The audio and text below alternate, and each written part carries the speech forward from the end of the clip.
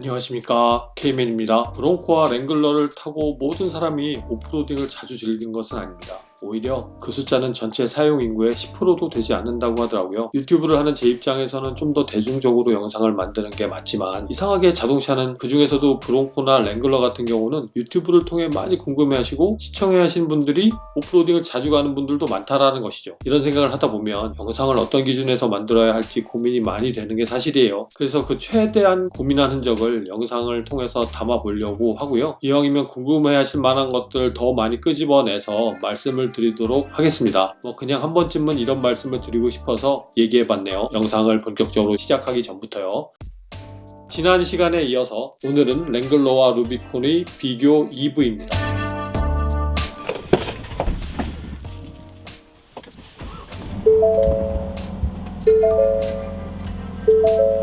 눈치채셨겠지만 오늘은 인테리어 비교 영상이에요. 일단 전반적인 실내 분위기를 영상으로 한번 보시죠.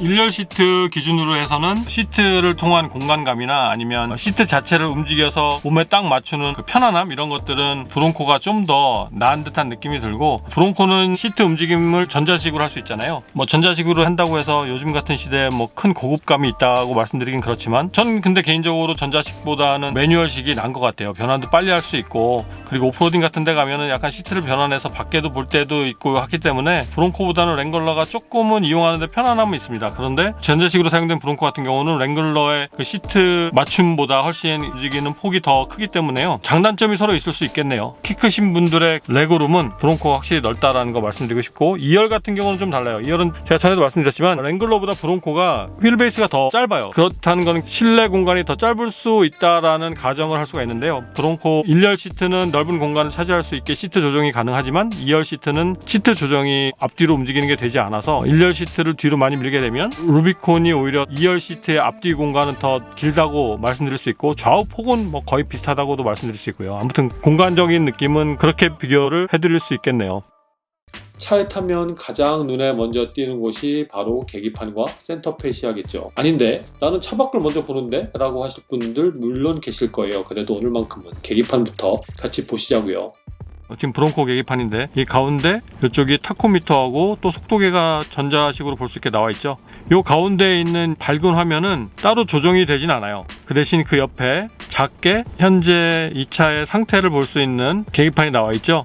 보시다시피 트립 관련, 사륜구동 관련, 오프로딩 관련 여러 가지 볼 수 있는 계기판이 있죠. 타이어 공기압도 볼 수 있고, 전압 게이지도 있고요, 수온 유온 게이지도 있고. 자, 근데 이 상황에서 이 가운데 계기판은 크루즈 컨트롤 이용할 때 볼 수 있는 계기판이 설정되어 있고요. 실제적으로 이렇게 눈에 잘 들어오진 않아요. 좀 익숙해지는 시간이 필요하고, 옆에 게이지를 볼 수 있는 선택을 하는 스위치가 핸들 오른쪽에 나와 있습니다. 핸들 오른쪽에 요 세 개를 이용해서 보면 돼요. 요거는 이제 블루투스 기능, 이거는 오디오 기능 여러 가지 있는 거지만, 근데 눈에 들어오는 건 확실히 랭글러가 저는 깔끔하고 눈에서 익숙할 수 있다고 생각합니다. 그리고 보이는 내용 자체 선택해서 들어가는 것도 랭글러가 훨씬 편해요. 그래서 이 부분은 제가 비교해서 보자면 랭글러가 좀 더 시인성이 좋다라고 말씀드리고 싶고, 제가 이렇게 당겨서 보여드려서 그렇지 계기판이 그렇게 크게 보이지도 않아요. 글씨도 되게 작게 보이고 하기 때문에 그 부분은 감안하고 생각하시면 될 것 같고요. 그 대신 이제 옆에 센터 모니터 같은 경우는 확실히 랭글러보다는 크죠. 그런데 랭글러에 들어가 있는 그 오프로딩에 관련된 데이터를 보여주는 기능이 있잖아요. 그게 계기판에도 보여주지만 실제 이쪽에서도 많이 보여주잖아요. 근데 이 브롱코는 별도로 그 오프로딩에 관련된 거를 전체적으로 볼 수 있는 거는 그렇게 많이 없습니다. 따로 나와 있는 게 없어서 그 부분도 좀 더 랭글러가 오프로딩에 갔을 때는 좀 더 유용하게 이 계기판을 사용할 수 있지 않을까, 이런 생각을 해보게 됩니다. 물론 브롱코는 싱크4라는 인포테인먼트 시스템의 소프트웨어가 사용되어 있기 때문에 좀 더 랭글러보다는 내비게이션 이용하는 거라든가 실시간 교통량을 본다던가 이런 것들이 나을 수는 있습니다. 그런데 그 부분이 나라마다 다르잖아요. 그래서 한국에서는 별로 크게 효용 가치가 없을 것 같은 그런 생각이 드네요.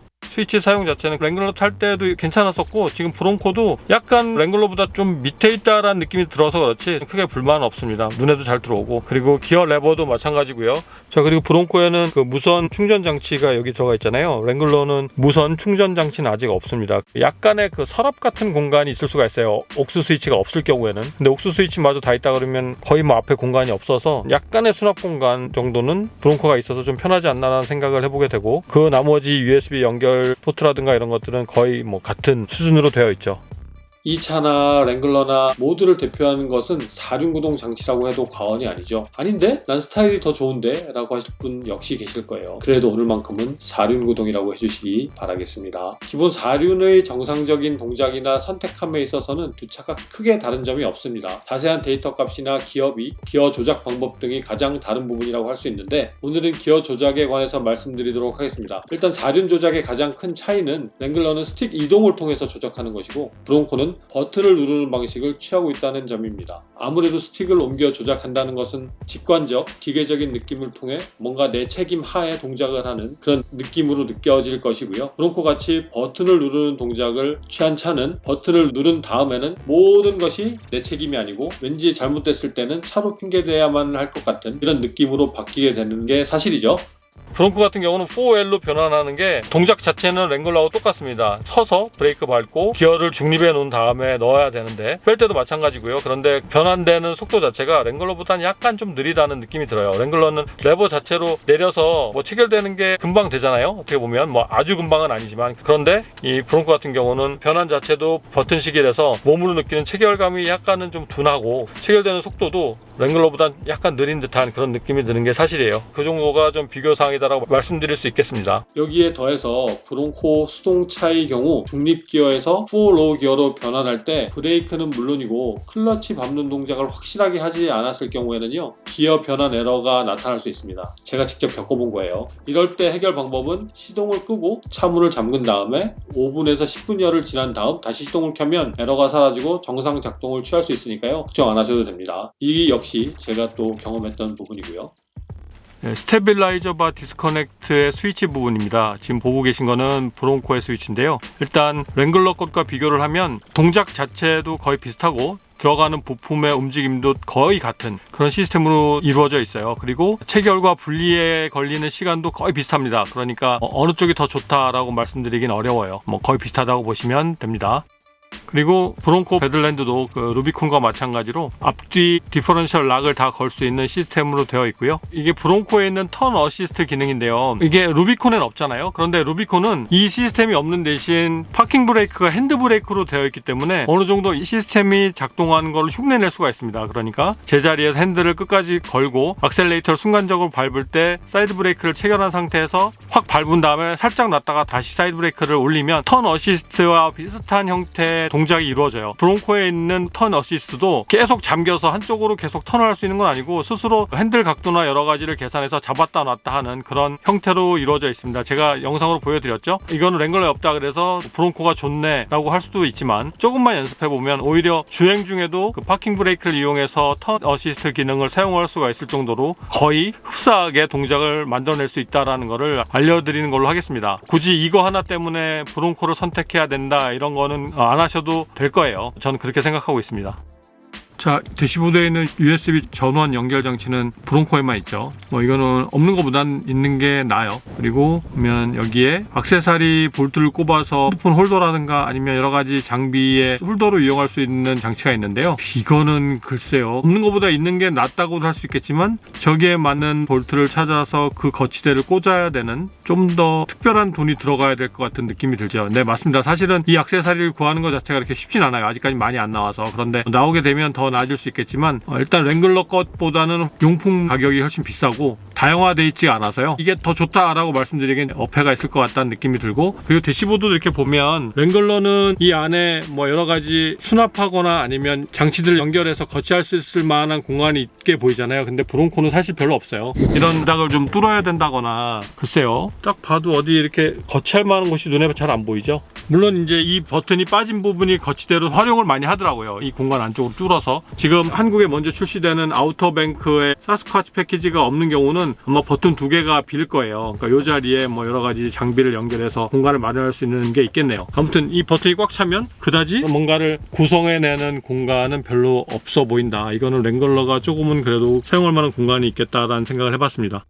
그리고 제가 지난 영상에서 브론코 실내 재질을 리뷰 한번 한 적 있잖아요. 많은 분들이 브론코는 질이 별로 안 좋구나 이렇게 말씀하셨을 거예요. 저도 사실은 질이 그렇게 특별하지 않다, 아니면 질이 좋아 보이진 않는다, 이런 느낌의 리뷰를 한 거기 때문에 그렇게 느끼셨다는 것 자체는 크게 틀리진 않지만, 이거를 랭글러랑 비교를 해서 말씀을 드리면요, 느낌 자체는 직관적으로 처음 딱 봤을 때는 그렇게 차이가 나 보이진 않아요. 안쪽으로 자세히 들여다보지 않는 한 어떤 색감이나 이런 거는 오히려 브론코가 조금은 고급스러워 보이는 듯한, 왜냐면 어두우니까 그런 느낌이 드는데, 그래도 파트 하나하나를 비교해서 보면 랭글러가 조금은 난 면이 있다고 저는 개인적으로 생각을 해요. 그리고 나름대로 뭔가 패턴이나 이런 것들이 기존에 계속 내려오던 랭글러 타입을 유지를 하면서 딱딱한 플라스틱을 좀 소프트한 쪽으로 바꾼다거나, 아니면 터치감 이런 것들을 좀 고급화했다거나, 확실히 JL 랭글러에 와서 좋아진 면이 없지 않아 있기 때문에요. 딱 비교해서 말씀드리면 얼추 비슷하거나 랭글러가 살짝 좀 나은 느낌이라고 말씀드릴 수 있겠습니다. 뭐 이거는 개인적인 느낌이기 때문에 어떤 분은 브론코가 더 나아 이렇게 말씀하실 분들 분명히 계실 거예요. 뭐 그 말에 대해서도 별로 의의를 달지 않겠습니다. 뭐 다시 말씀드리면 거의 비슷한 수준이라고 말씀드릴 수 있기 때문에. 그리고 전반적으로 수납 공간 비슷합니다. 도어 포켓도 그렇고 센터 콘솔 공간도 뭐 거의 비슷해요.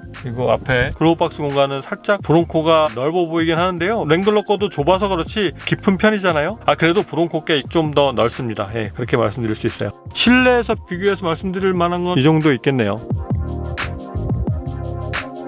이 두 차의 주행 실내 소음은 거의 차이가 나지 않아요. 두 차 모두 80km 상에서 측정기로 측정을 해봤거든요. 대략 60대 중반 데시벨을 살짝 넘는 수준이에요. 뭐 65, 67 요 정도. 그 중에 브론코 하드탑 모델이 대략 랭글러보다 한 1, 2데시벨 정도 작게 나타나 보이기는 해요. 제가 지금 브론코를 타고 있어서 그런지 모르겠지만. 그런데 측정기의 저렴함과 계측자의 제 똥손을 감안하면 같다고도 볼 수 있지 않을까, 뭐 이런 생각을 해봤습니다. 그러니까 큰 차이 없으니까 너무 숫자에 연연해 하지 마시고요. 다시 말씀드리면 랭글러, 루비콘과 브론코 배들렌즈 4도어 모델을 비교했다는 점 기억해 주시기 바라겠습니다. 둘 다 하드탑이고요.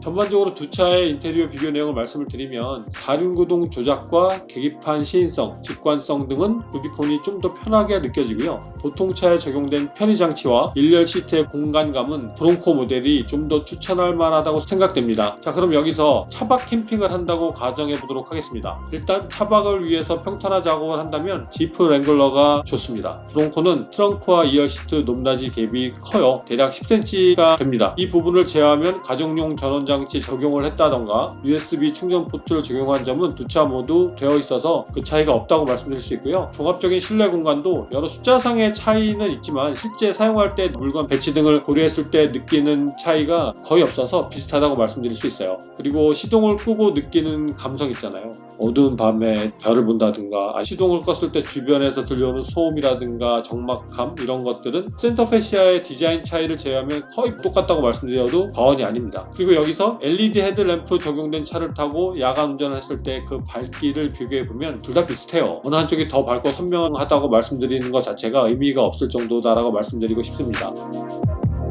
자, 여기서 마지막으로 브론코 모델 같은 경우 뒷자리 송풍구가 따로 없잖아요. 그 콘솔 박스 뒷면에요. 이 때문에 여름과 겨울철에 더위, 추위 걱정을 하실 분들이 계실 텐데요. 일단 여름은 제가 브론코와 같이 지내보지 못해서 오늘은 생략하도록 하고요. 히터를 틀었을 경우에 겨울을 보자면 송풍구 제거 때문에 특별히 생길 것 같은 뒷자리 추위는 없다고 말씀드릴 수 있습니다. 이건 뭐 제가 항상 뒤에 타는 사람들한테 물어봤거든요. 대부분 뭐 제 아이들이지만. 이것 또한 최대 영하 10도까지만 체크를 해봤어요. 그 이하에서 운전을 해본 적은 없고요. 하여튼 그때 제일 추웠던 날에 이 브론코를 타본 적이 있거든요. 그때도 뒷자리가 송풍구가 없기 때문에 더 추웠다라는 말은 하지 않았어요. 오히려 히터 바람을 직접 맞지 않아서 좋다는 말은 들은 적이 있습니다. 뭐 이거는 그래서 느끼는 차이에 따라서 달라지지 않을까 생각해 봤어요. 근데 송풍구 없는 자리에 그냥 두기에는 좀 애매했는지 여기 발 놓지 말라고 굳이 거기다 글씨를 새겨놨죠. 자, 그래서 오늘은 브론코와 랭글러의 인테리어를 차이를 비교해 봤는데요. 중간에 자칫 잘못해서 기능적인 부분까지 빠질 뻔 했는데